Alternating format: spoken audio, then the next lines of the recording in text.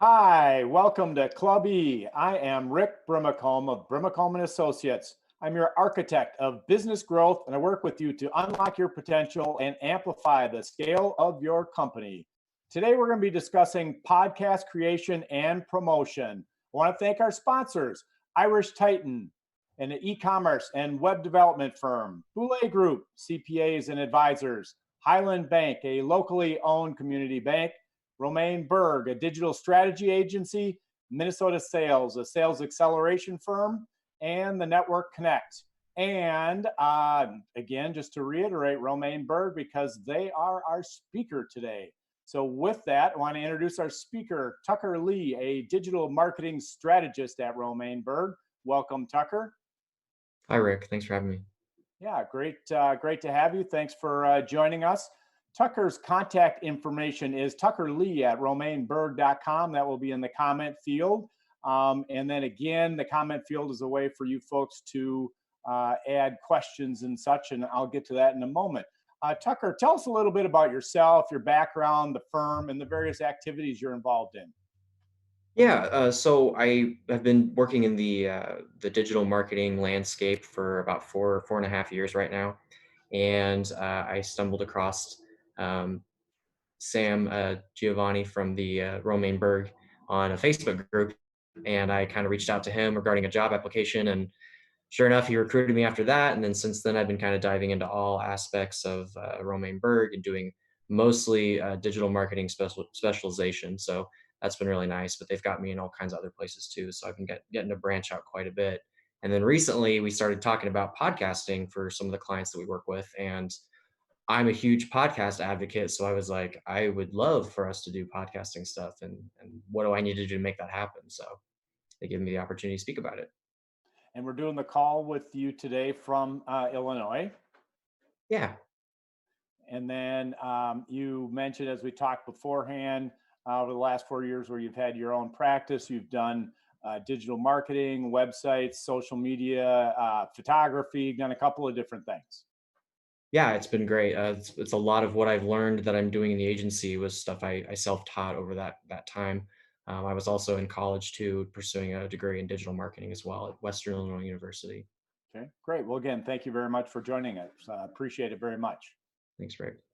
And then before we get to our event, I mentioned it. There's a way for you folks to participate in the comment field. Submit your questions and or add hashtag podcast into the comment field and submit a question. We will pick one winner out of the folks doing the hashtag, and they will get a 1 hour podcast content planning session with Tucker and Romaine Berg. Again, the hashtag is podcast. All right. So speaking of podcasts, um, how does one go about determining whether podcasts are right for their brand, whether it's a personal brand or the brand of the company? So one thing that I like to look at when it comes to podcasting is it's a form of content that you're pushing out to your audience, right? It's just a new channel, it's something different. So it really depends on how you approach the podcast, whether or not it can be beneficial for your brand. I think personally that almost every single brand can benefit from a podcast in some way. It just depends on how you utilize that platform and how you promote your content and the audience that you're trying to engage with. So someone that I would say needs to be weary of starting a podcast would be someone like a therapist or something like that that talks about very sensitive subjects, and there's a lot of guidelines and protocols there to remain, confidential with their clients. It would be a little bit challenging for them, but they could still talk about like self-improvement and things like that, tactics a broad reach of clientele could relate to, and maybe you want to get in touch with them based on those types of discussions. But for someone like, say, our agency that does the digital marketing, SEO, that type of work, there's a lot of things that we can talk about that's value added. I mean, we don't want to give away too much of the detail, but we want to show people that there are little things they can do to help better understand why those things are important and why maybe they should look into hiring an agency. So I think that if you're looking at your brand and you're trying to find a new way to engage with your audience, and you think you can do that in a value added way with a podcast, then it's definitely right for you. And I don't think that you should ever limit yourself to the type of content that you're pushing out. So definitely look into it. It's trendy right now. It's up and coming. People are getting on podcasts more and more every day. So I definitely think almost every brand should look into it for sure. Okay. So some people might be intimidated by A, just doing it, but B, also from a technology perspective. So, what kind of equipment, hardware, and software would one need to do a podcast? And then, I suppose, as a side note, how complicated is it? Kind of scale of 1 to 10, one being super easy, 10 being overly complicated. Again, equipment and complexity factor. So to start off, I would say that it's extremely easy to start a podcast. So easy that, in fact, we're all carrying around a device that we can start a podcast from. Actually, just would take a phone. The microphones in phones right in smartphones right now are actually pretty decent. They're not studio quality microphones, but they can still get the job done. And there are a few apps out there. A very popular one being Anchor, and their main website's Anchor.fm, and they allow you to record straight into the app and then publish your podcast. So obviously there's more things that need to go into it. Like, you probably want to create a brand, a cover photo, that type of thing. Well, if you have all that established and you just want to record on the go or something like that, you can do it straight from your phone. So that's really easy. And there's different tiers of, I wouldn't say difficulty, but professionalism that you may want to present when it comes to your podcast. So the next tier I would say would be to get a decent USB microphone that you can plug right into your computer, and it gives you good, crisp sound quality. I personally use a Blue Yeti. It's a great studio microphone that you can plug straight into your laptop. You don't need any special other external hardware to get started. And I would say that's like a 4 or 5 on the difficulty scale. Just depends on if you've ever used audio equipment. Like if you're a musician or something like that, it's probably going to be a lot easier to figure out. But if you have absolutely no experience with audio equipment, there's tons of tutorials on the internet on how to get started setting up something like that. And then for software, again, it can be just as easy as using an app. Like you can also record something and then edit in an app if you want to, or you can use something a little more sophisticated, like Audacity is a free program that a lot of people have on their computers already. So, I mean, it's not going to be able to master the audio very well. And by that, I mean clean up all the low frequencies and the high pitched frequencies and things like that. But it's still some way you can like splice and edit your podcast and take out those ums or long pauses and things like that. It's a little more intuitive. And then up from there, I would say get something like a professional studio software like Adobe Audition is what I prefer to use. And you can really clean up things, you can really master things. So I would say the difficulty scale there would be around like 8 or 9, because you do have to kind of know how to edit audio and be a little bit familiar with audio engineering when you're doing that kind of stuff. But that will show, it'll translate in your podcast when you're using a little higher grade software or hardware when you're recording, because people can hear the difference. I mean, it may be subtle, but sometimes it makes a huge difference. Because I know when it sounds like someone's talking into a tunnel or something, I don't really want to listen to that podcast very long. It's almost like if you're listening to an audiobook and the narrator is really bad or the recording is bad, really, it doesn't keep your interest for very long. So, make sure it's something that represents your brand well. Are you more of a, like, are you just getting started? Is it like a little side gig you're doing yourself? Maybe just start with an app and publish a few episodes. And then if you're like an established brand and you want to get some like game changing marketing going with it, maybe upgrade a little bit, use a laptop, use a nice USB mic, a decent editing software, and go from there. And then when you're a pro and you've been doing it for a long time, break down, get a nice studio microphone, something that's condensing that, you can speak into, and you don't have to do a whole lot of back end editing afterwards. But then use a nice studio software to clean that up and then post it. Sure, sure. So I know of the podcasts that I listen to, some folks bring on guests, other people just speak themselves. What's kind of your take on the podcast? Would you recommend folks have guests? Would you recommend they just do it themselves? Kind of what are the pros and cons, or why not would somebody bring a guest on their podcast? So I would start off by saying, yes, it is absolutely a good idea to bring a guest onto your podcast. And the reason why is a big reason why would be the cross exposure. So you're promoting to their audience and they're promoting to your audience. That's kind of the trade off. It can also be huge value added. Like, so say, for example, Romaine Berg brings on someone that represents a service that we like to utilize for our services, like a program or some type of software, and we want them to come on and represent that software and talk to our client base why that's important, why we use that, and why we'll be implementing that into our services for them. So that's value added. We're not competing with that person. we're helping promote their product and they're helping promote us to maybe some of their existing companies, like, maybe they, need an agency or something like that. So I think it's important to make sure that it is a value added guest. And I'm not just saying that like to be selfish. I just mean, make sure that they bring something to you and you give something to them as well. But make sure there's no underlying like competitive vibes during that interview or that conversation you're having with that person, because it wouldn't really be smart for someone like me in an agency talking about marketing to bring on a guest from a competing agency to talk about their marketing strategy or something like that. I don't think that would necessarily be wise. So as long as you kind of can differentiate that and not blur those lines too much, I think it's absolutely value added, and everyone should bring guests on their podcast 100%. Okay. So on this channel, Club E, in fact, I guess there's a plug for the Club E channel. Subscribe, hit that button. I'll pause here for a moment. Hit the subscribe button as well as the like button. And then a reminder, our hashtag today is hashtag podcast. Get a free hour of Tucker's time to assess your content strategy for your podcast. Um, but again, as I was thinking about ways to market our stuff here at Club E, and I know we talk about a bunch of different growth hacks and marketing hacks on trying to figure out how to help companies grow, which is a lot of what we do here at Club E. What are some unique ways that somebody can market their podcasts? So, Rick, I'd say one really unique way that's overlooked when people are promoting anything, but especially podcasts, that I found is to get on Facebook and go into a group where there's a bunch of podcasters who are supporting each other's podcasts. It's really easy to go in there, introduce yourself, say, hey, here's the podcast I'm working on. I would love some notes. I would love for some feedback on my podcast. Maybe give me a rating once you've listened to it, and I can give yours a rating, and you guys can drop your podcast too. I found that was huge when I started my own podcast, that when I went into those Facebook groups, a lot of people jumped at the opportunity to give me feedback and then ask for my feedback as well. And I mean, it's just, people supporting each other, doing the same, pursuing the same passion. And I think that a lot of people underutilize groups like that.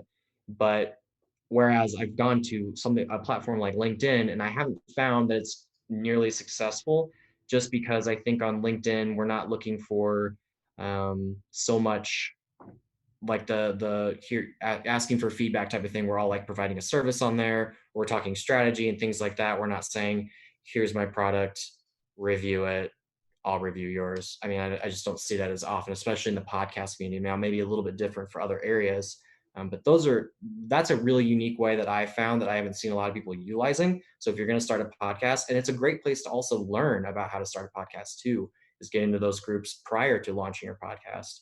And that's a really easy grounds for marketing. Now, we can all do paid advertising, and that's something that's, that'll be a little easier, especially if you have experience in paid advertising. But something unique that people don't often use is Facebook groups. So I'd say that's one really unique way.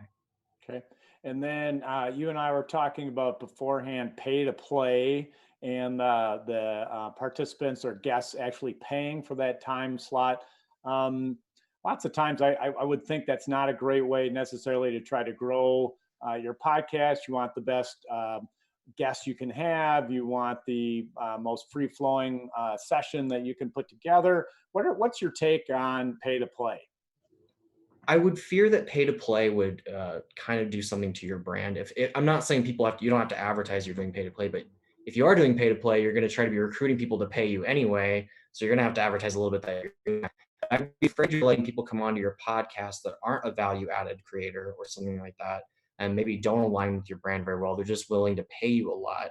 And so you'll allow them to come on. And I think that defeats the whole purpose of, cross posting to those audience members and things, that people that are relative, that can relate to your content. I think that kind of defeats that purpose too. We don't just want anyone that's willing to pay me a certain amount of money to come onto my podcast and not be some type of value added content to my audience.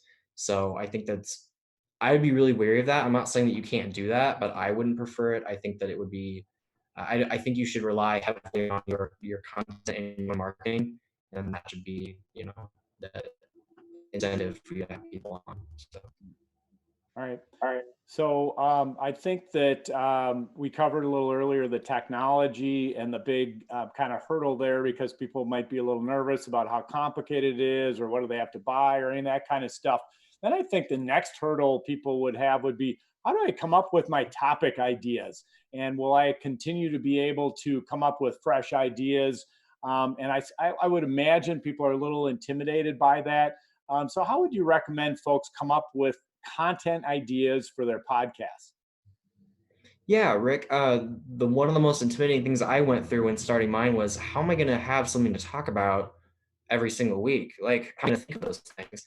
And a lot of what I do personally for content strategy is, I read a lot, I read blog posts, I listen to other podcasters and their stuff, like people that are in the same kind of general area of interest that I'm in, and people that would align well with my audience as well. And I don't steal ideas, but I get inspired by them, as everyone does when it comes to being creative.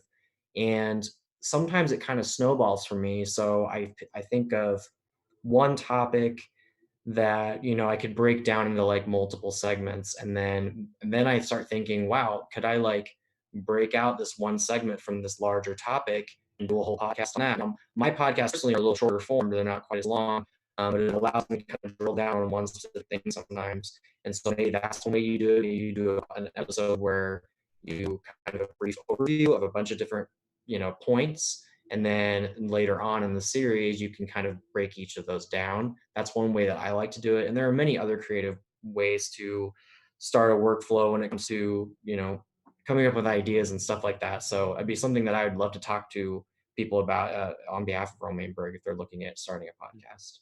Well, again, hashtag podcast gets you in a drawing to get Mhm. an hour of Tucker's time. And then again, hit the subscribe button, the like button. Support Club E allows us to A, bring good content to you, and B, add value to our sponsors. So again, hashtag podcast, hit the subscribe, hit the like buttons. All right. So, excuse me. Oh, we have a question. All right. So, got a question. Going to hit that up here. Question from the audience. Um, Tucker, what is your favorite podcast Facebook group? So, follow on from that question that you just answered. And that's from Sam, who's a longtime listener. Facebook group. I would say, hold on, let me find it here really quick. I wondered if this was going to be a question. It's called Podcasters Support Group, and they're an awesome group on Facebook that I would definitely recommend anyone who's looking at getting into podcasting go and join them. A lot of people are super nice on there, and they do like little weekly things where they encourage you to share your podcast or what it's about. And there's a whole thread of people just commenting on things that they like, their interests, stuff like that, and like equipment. Sometimes I've even seen people selling equipment on there, like they're upgrading, like we were just talking about. So maybe they had like an entry level microphone and they're going to the next level, but they're like, oh, I'm going to help a podcaster who's looking to migrate from the smartphone, to a nice microphone. So that's another place you can kind of look for equipment and things like that to get started with podcasting, and people who know the ins and outs of what it takes to run a podcast. So that would be one I would look at. Okay, say one more time. Say it one more time for the audience. It's called the Podcaster Support Group. Okay, podcaster support group on Facebook. You heard it here from Tucker. All right, so talked a little bit about technology, talked a little bit about the content. What about the platform for hosting? Which one do you suggest and why? So I personally use buzzsprout.com for my hosting. I think that they're really intuitive. I think that they have great design options, kind of help align with my brand. I kind of have an aesthetic that's more like a black and white, cut and dry looking aesthetic, and they allow you to create a homepage for where your podcast lives. Now, the important part about hosting is where your podcast information lives. Much that of like a hosting service for a website. It's where all your data is living. So you got to create a feed of, you can do this yourself, but it's recommended you do it on hosting platforms because, they know what they're doing, and then they're the ones that own servers and things like that. So I use Buzzsprout. I love it. It's got great embedding tools. So if I want to embed my episodes on my own website, I can really easily. I actually hooked up a URL to point to my podcast page, which has been great. So people can type in thetuckertalk.com and it takes them straight to all my podcasting episodes. And it allows people to click on whatever platform they prefer to listen on and open that app automatically. And then there's a couple other ones that are really big. Right now it's Podbean and Anchor.fm. Those are just got bought not too long ago by Spotify. So they're heavily pushed in the Spotify realm with people. I love Spotify because you can listen to your music and podcasts all in one place. So it's a nice transition there if you want to go back and forth between those two things. And then Blueberry and Transistor are really big too. So do your research, look at what they offer. They're all types of different paid tiers as well. So I think I pay like $12 a month for mine. That's 3 hours of audio per month. And that's more than enough for me because I do like 15 to 20-minute episodes usually every week. And I'm sure that will increase as I continue to get more experience. But I think that's perfect for me. It's not super high cost and it's a really easy place to keep all of my podcast content.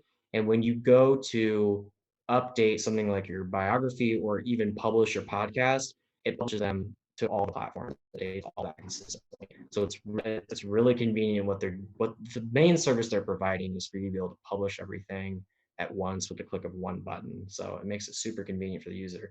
Otherwise, if you're hosting your own podcast, you're gonna have to go and have to create an Apple Podcast account, create a Spotify account for podcasts, create another like one for Google and things like that, and then publish your podcast individually to all those different feeds. These hosting platforms, they allow to post all those things at once for you. And then say the URL for your podcast again. It's thetuckertalk.com.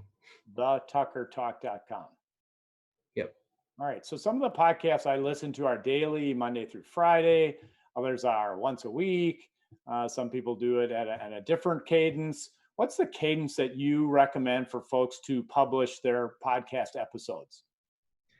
So it's your podcast, and I recommend you publish as much as you want, as many podcasts as you want, as often as you want. I think that when you're starting out, it's more realistic to kind of, slow down and do it like on a weekly basis. And it is important to be consistent with like any content. It's important to stay on a schedule and keep posting and keep your stuff relevant and new. Now, I personally love podcasts that do daily updates, like they give you like a short 10-minute segment of something. Um, the Marketing School podcast is one of my favorites. They do something every single day. I think that if you have the time and it aligns well with your brand to do something update, like do updates every day, then go for it. Maybe people that do a lot of like news oriented, maybe it's beneficial for them to do stuff every day. And maybe people that do like big interviews that are long form, like an hour long or whatever, I would probably want to do that realistically once a week, or less, just because one, you got to line up all those interviews, you got to take the time to edit that hour long interview and that type of thing. So, and you don't want to overwhelm your audience, you want to make sure that they have time to consume your content before you put out the next thing. So yeah, I'd say it totally is up to you and you just have to see how it aligns with your brand. But I'm a believer that you can't have too much content out there. So if you feel like you want to post every single day, post every single day. All right. Hey, as we getting close to the end here of our session, and again, thank you very much for joining us to be submitted into the drawing for a 1 hour of podcast content creation with Tucker. Hashtag podcast. Again, hit the subscribe and like buttons to follow the Club E channels. If you were to take kind of one main thing out of our talk today or highlight something a second time, what would you leave with our audience here for one more nugget or comment about the podcast topic? The one thing I would leave is just start it. Just start the podcast. Look at your brand, figure out how it's going to be beneficial, how you can reach your audience in a new way using a podcast, and get started. Now, it doesn't have to be perfect at first. A lot of people get trapped in that vicious cycle of, oh, I need to make sure that this, and this are perfectly aligned before I can launch this thing. You don't necessarily need that. I'm not saying don't brand it at all, but I'm saying that, the quicker you get started, the faster you start learning, and the more you can start optimizing that content for uses, starting it using on your website for SEO purposes, things like that. So I think it's important to just get started. That would be the one takeaway I would definitely emphasize. Just get started, which applies to a lot of things. Absolutely. Absolutely. All right. Say, I know you're relatively new to Romaine Berg, but you've been doing digital marketing, websites, and other marketing oriented things for several years. As you look back and kind of think through your experiences, what do you think was the most significant lesson that you've learned during that time period? I would say the most significant lesson I've learned during my time as a freelancer and things like that before Romaine Berg, and now especially in Romaine Berg, is establishing a very strong but transparent line of communication with whoever you're working with in your professional career. So right off that, if you start with a very clear, open channel of communication, you get things done quicker, with less errors, and everyone's more satisfied all around. You're not wasting anyone's time and you get things done in an efficient manner. So I would say that's my biggest lesson because communication is the foundation of everything that's successful as far as projects go and your professional and personal life, just because you have to have communication with people in your life in order to like enjoy yourself and enjoy their company and things like that. So I would say, yeah, establishing that communication channel is extremely important. Some big valuable lesson that I've learned. Yeah, well, whether you're talking podcasts or marriage counseling, communication Yes. probably is critical. Hey, thanks again, Tucker, for joining us. If somebody wants to reach out to you directly, what's your contact info? The best way to reach me would be to email me at tuckerlee@romainberg.com. That would be the best way to reach out to me. I'm also on Facebook and other social media as well, but for business stuff, that'd be the preferred method of communication for me. Okay, well, again, thank you very much for joining us, Tucker. Look forward to talking to you again and I appreciate the tips on the podcast very much. So thank you. Thanks, Rick. I really appreciate it.